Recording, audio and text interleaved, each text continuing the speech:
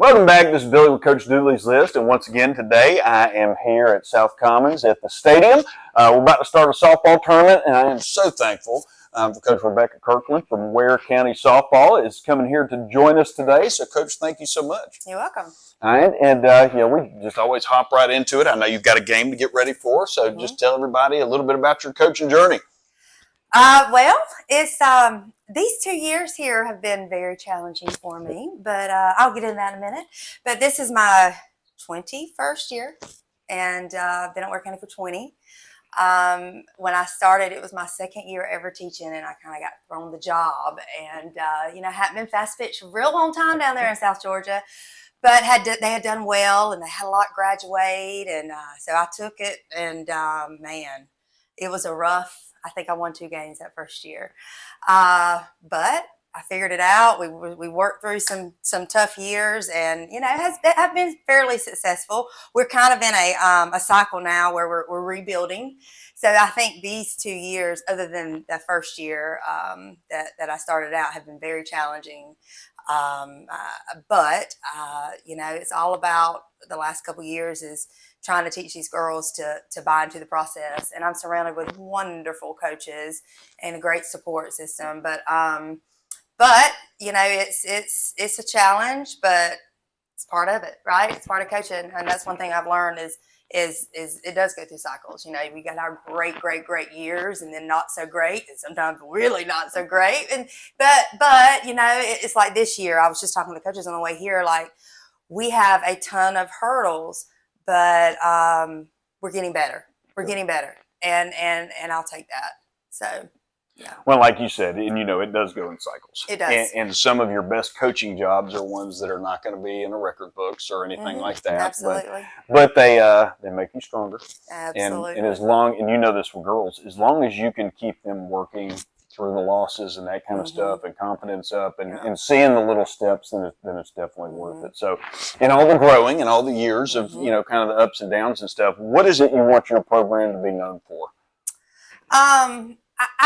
I preach a lot on being a good teammate. We preach a lot on that, and what you can control, what you can't control. And I hope when these girls walk away, I hope they always say that, 1, coach loved me, 2, I loved playing and being a Ware County Gator, but also that I grew as a person.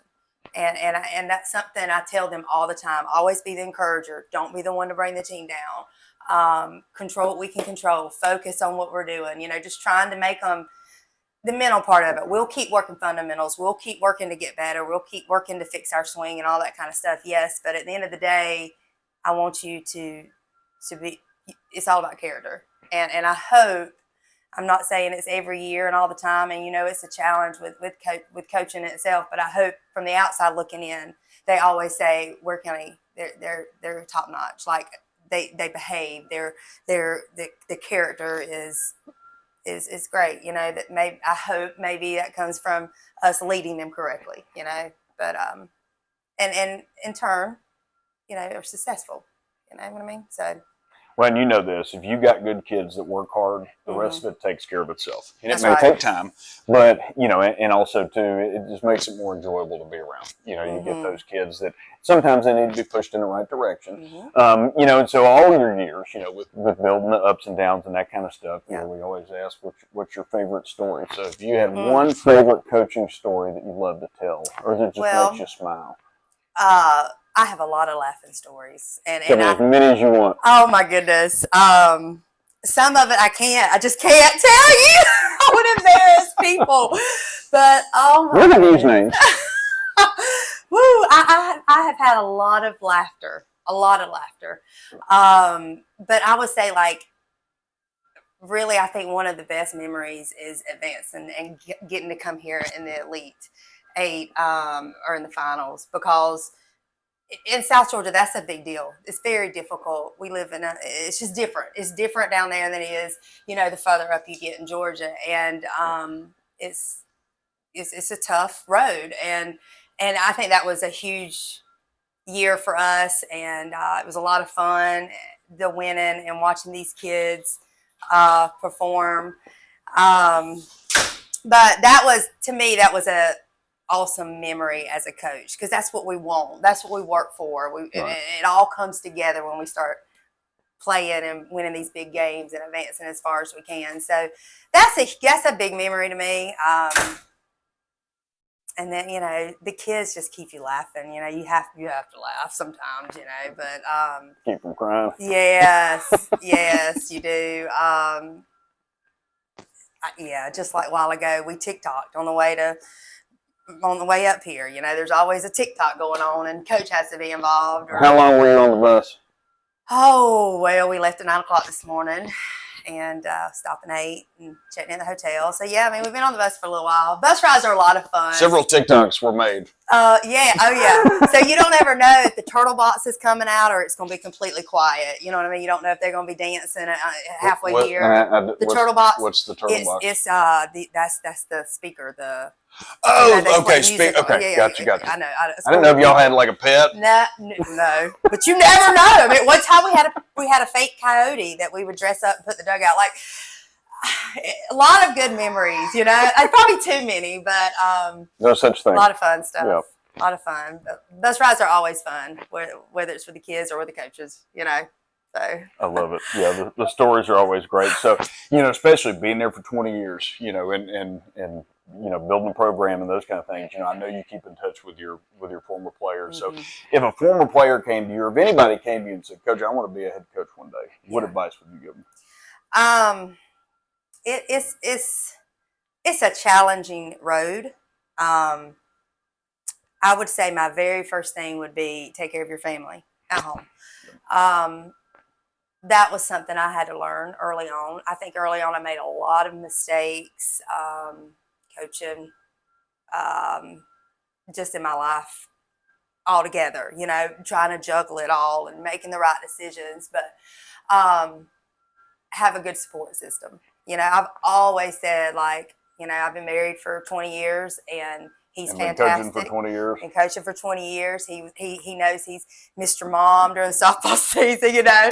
And we've made it, you know, through. We've got the kids through, you know, football games and everything else in the season. So I've had great support system. I have, you know, great parents and in-laws that have helped us along the way. Good people. It takes a village. Because, you know, raising 2 kids and still coaching was a big challenge, right, especially when they're little. I always tell my coaches all the time, if at any point your kid has a game and we can somehow work it out, you know, and we're not in the middle of a game, like, leave, go to practice, go see your kids. And that's one thing I preach with my coaches.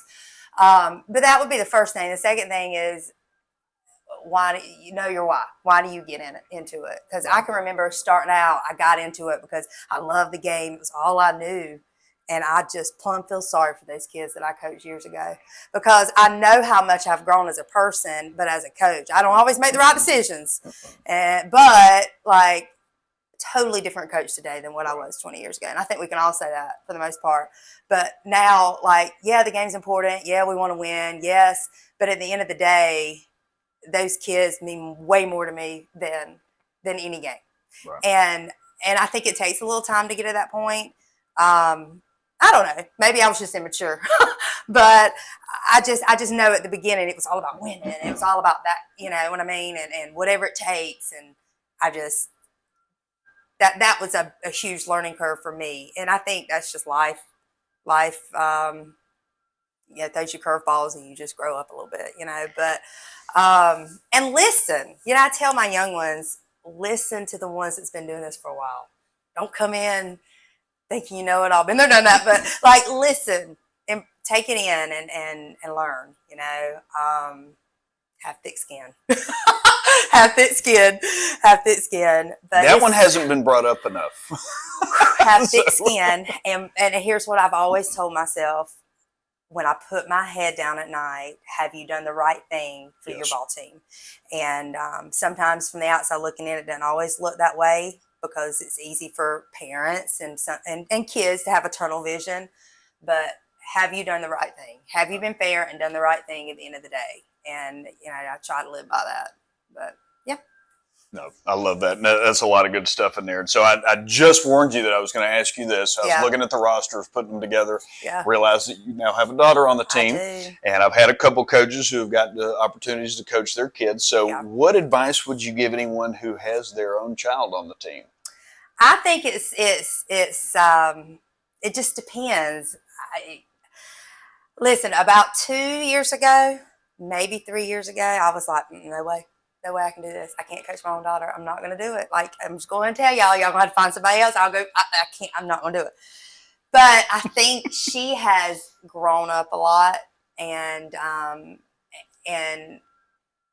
she's grown up a lot, and I have to tell myself that she's a player. She's, like I can't get after her too hard. The other day, she made a mistake in the game, and because she can run, she's hurt herself. She's had surgery, and so we're getting cleared about every 2 to 4 weeks to do a little something. So right now she can run a little bit, and she can catch, but that's it. She can't throw. But so anyway, she made a mistake, and I could see it all over her face. She felt, she knew she disappointed her team and didn't do what she was supposed to do, and I got after her a little bit, but I don't know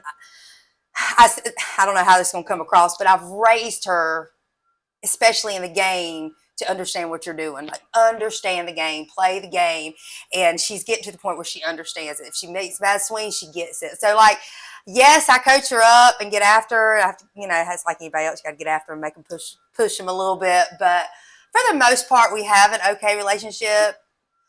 With being a coach, we get on the field and we're intense.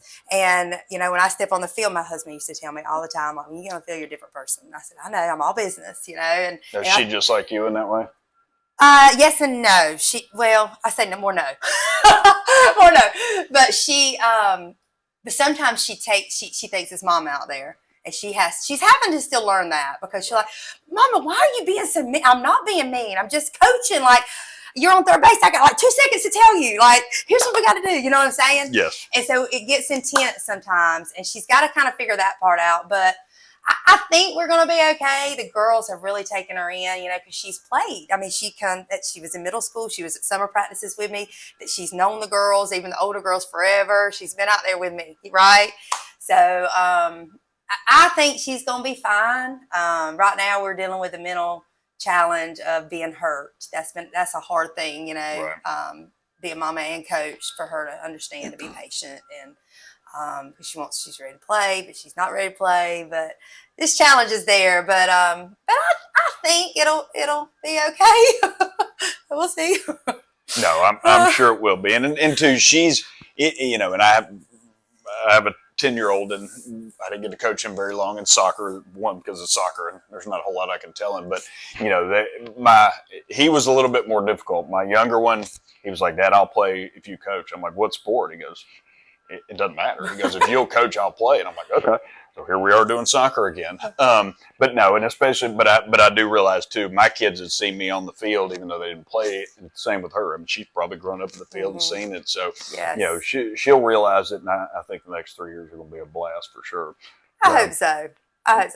It will be. But, the last thing I always ask coaches, the whole idea behind the website, and I tell all the time, I do not do a good job of promoting the website. That's why we do these interviews, so people know about Coach Dooley's list.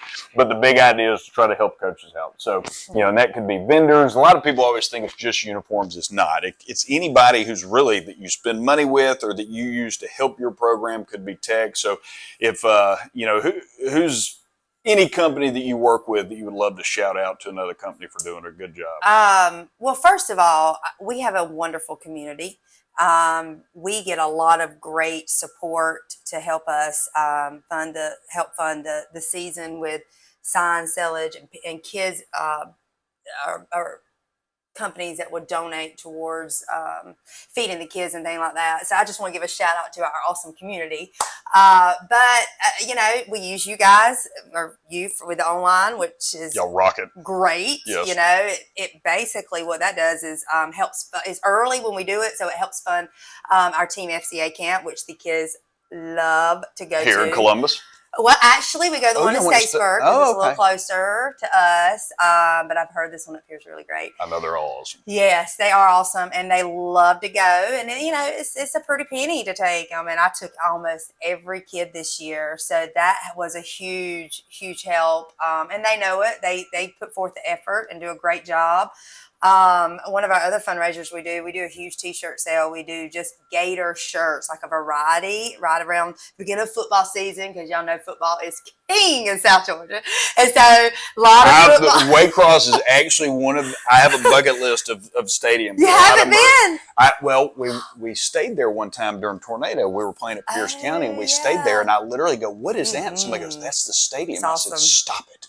Yes. So yes, it's on my list. I want to spend a Friday night in Waycross. You just give me a call. Yep, I'll get you some seats, so you come sit with me. You got to know somebody to get in? Oh no, we got reserved seats. That's awesome. Just give me a call. Yes. We got reserved seats. It's right by the press box. That's phenomenal. But anyways, we have an awesome athletic community, and a lot of support that goes into our big t-shirts as we've been doing for years, probably well over 20 years they've been doing this fundraiser. So there's a company in Waycross that does a phenomenal job for us called General Advertising. They make it so easy. We can sell 1,000 shirts and they can turn them out back to me within a week. It's amazing. That's what people want. Yes, and they're right. Like, I don't have to go through and find mistakes, and they're wonderful. They're wonderful. And then, you know, I'm one of those that I don't jump around when I'm for equipment or jerseys. Really, I'm not one of those. Like, I have a relationship with a sales rep, and I pretty much do most everything with him. That is Scott Sims. I don't know if you know Scott. You used to coach baseball at South Georgia. Yes, I know Coach Sims. Yes. I didn't realize he was doing that. That's awesome. Yes. How did you know he used to coach baseball? You just knew? No, he recruited me. Did he?